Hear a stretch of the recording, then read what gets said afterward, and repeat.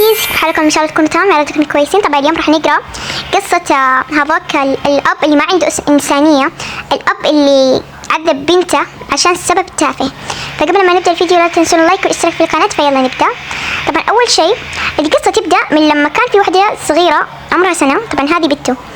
وطبعا هذا الرجل اللي قدامكم كان متزوج اللي جاب بنته الصغيرة اللي عذبها، هذه جايبها من زوجته اللي هي طليقته. وطبعا سوى اتوقع شيء وقال لها في الخاص اذا ما تنازلتي عن قضيتي راح اعذب بنتك. اجت وكانت خايفة الام، تمام، وما تنازلت طبعا لانه يعني حقها يعني ما راح تتنازل عن حقها يعني، تمام.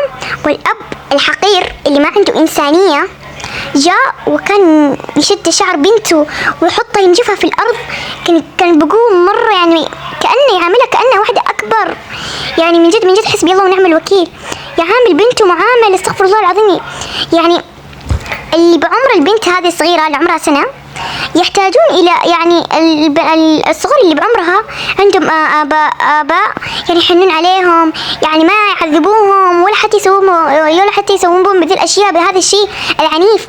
بس هذا الأب مو صاحي من جد ولا عنده إنسانية حرفيا، تمام. وكان تعرفون هذه بنته الكبيرة هذه واضح انها ساكتة ومهددة، يعني مسكينة، يعني ساكتة عن الموضوع. ليه؟ عشان يمكن ابوها هددها، اتوقع قال لها يعني انه اذا يعني ما سكتتي عن الموضوع او خليك ساكتة، ولا اذا فضحتيني قدام الكاميرا يمكن راح اسوي فيك زي ما سويت في اختك الصغيرة، تمام، عشان ما تقول قدام الكاميرا الحقيقة، تمام. وطبعا البنت المراية اللي هي زوجته الجديدة اللي قاعدة ورا الكام، تمام، اللي تصور مهما ولا شيء، كأنه يعني مشهد عادي، كأنه يعني أول مرة كذا، يعني مو أول مرة، يعني دايما يعني متعودين إنه يضرب بنته وما أدري إيش. حبيبتي هذا الكلام موجه لزوجته الجديدة.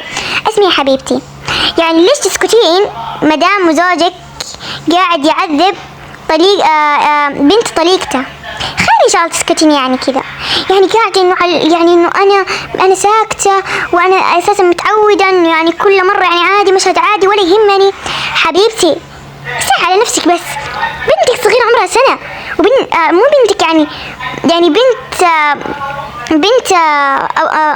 بنت زوجك اللي بنت طليقة زوجك قاعد تتعذب قدامك من زوجك، وبالنهاية تسكتين تمسكين الكاميرا ولا كأنه في شيء.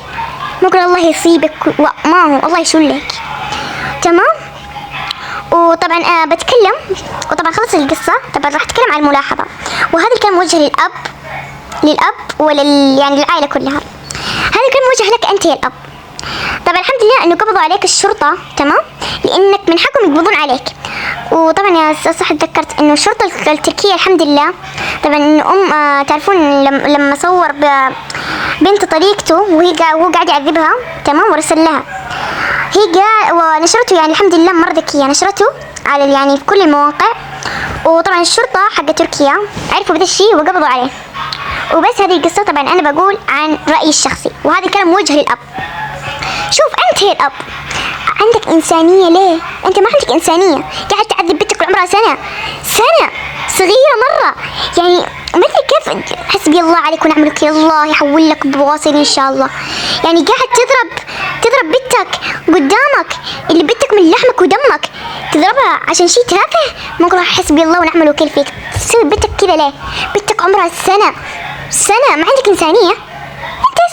انت اب؟ مين قال انه انت اب؟ انت حتى ما تسوى كلمة اب، ما تسوى. الاطفال اللي زي عمرها يحتاجون اب يرعاهم ويحن عليهم. بالنهاية انت تأذي وتشعفها وتنفلها. خير ان شاء الله. اقول لك كده بس. والكلام هذا يعني لطريقته، يعني انت مرة كفو بصراحة، اخذتي حقك. وكمان انك انت نشرتي الفيديو على كل المواقع، وربي انك كفو، وربي. وطبعا هذه الرسالة كمان للبنت اللي كان مهددها.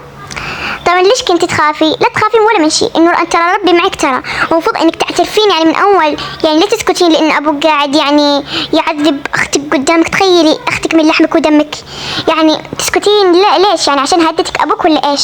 المفروض ما تسكتين عن حق اختك من لحمك ودمك، سندك في كل شيء، في كل اي شيء صعب. وبس والله كي تسمى ان عجبكم القصة حطوا لايك واشتركوا في القناة وبس. see you.